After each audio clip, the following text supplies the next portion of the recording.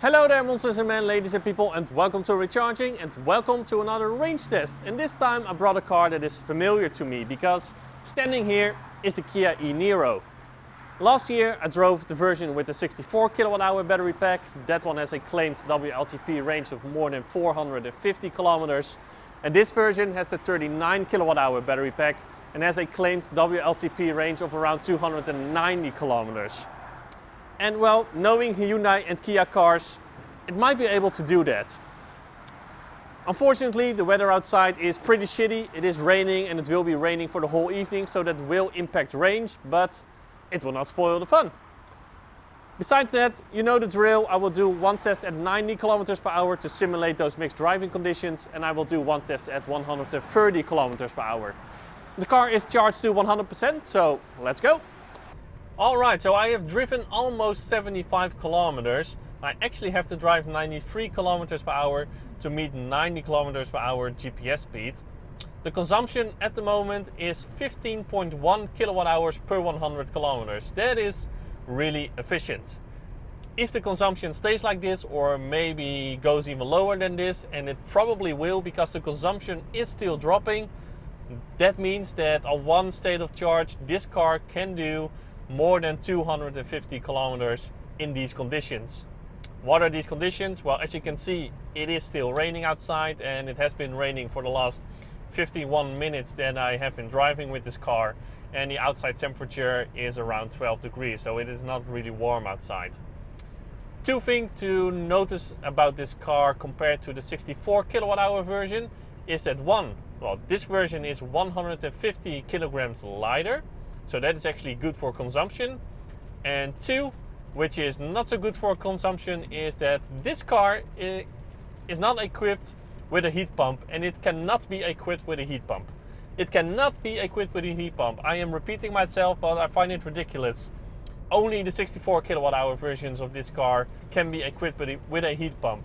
I mean, why? I don't get the logic. This car has a smaller battery, so you want a more efficient car to have a larger range, and then you don't equip it with a heat pump.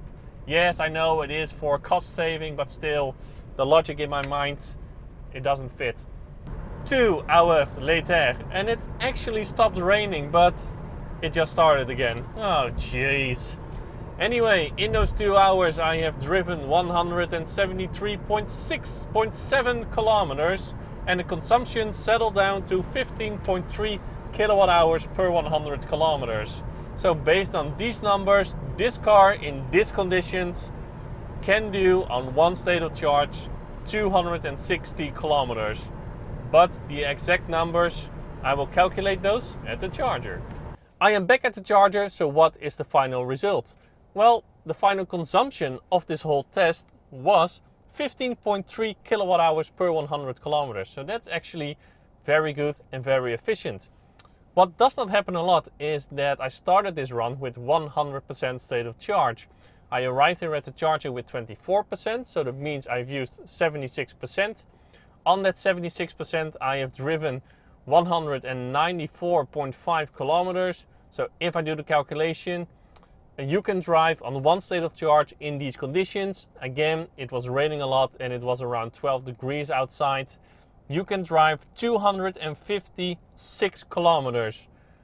For this battery size, that is very good.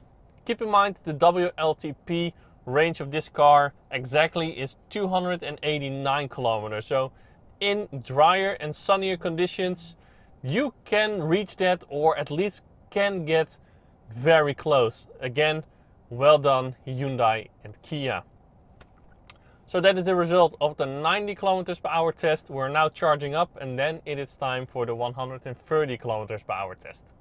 Okay, so a quick update for the high-speed run. I have used 25% state of charge. I have driven 50 kilometers, a little bit more. So based on those numbers, I should be able to do 200 kilometers. Well, I drive 130 kilometers an hour. But the consumption is 23.1 kilowatt hours per 100 kilometers. So based on the consumption, I should be able to do less. So yeah, I'm very curious for the final result. Alright, the result of the 130 kilometers per hour test. First, the consumption, because the consumption was 22.3 kilowatt hours per 100 kilometers, and that is actually very good while driving 130 kilometers per hour. And the consumption was right, because I started this test with 70% state of charge and I finished this test with 12%. So that means I've used 58%. On that 58%, I have driven 102.8 kilometers.